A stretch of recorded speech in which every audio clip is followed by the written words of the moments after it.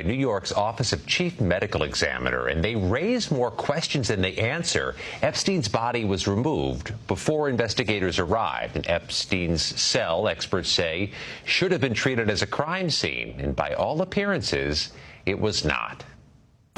On the morning of August 10th, 2019, convicted sex offender Jeffrey Epstein was found dead at the Metropolitan Correctional Center in Lower Manhattan.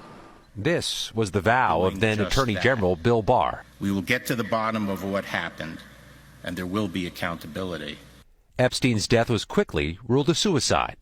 But an investigation of jail cell photos by CBS News, working with forensic experts, has raised serious questions about the New York Medical Examiner and the FBI's work, including a failure to preserve the scene, log evidence, and run basic forensic tests.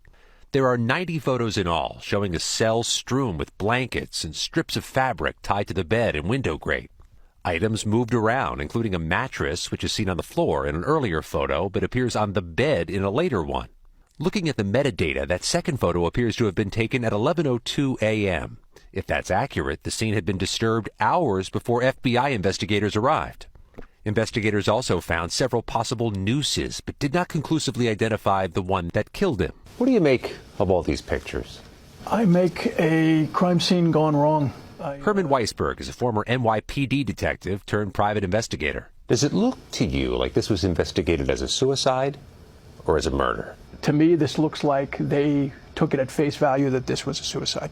While our investigation did not contradict the official determination of suicide, it does raise questions about what was done to rule out the possibility of murder. If you realize that you've got a high-profile person that may or may not have committed suicide, but you need to prove that to people, this is not adequate as far as I'm concerned. We've reached out to the Office of the Chief Medical Examiner, as well as former and current staff involved in the investigation, the FBI and the Department of Justice.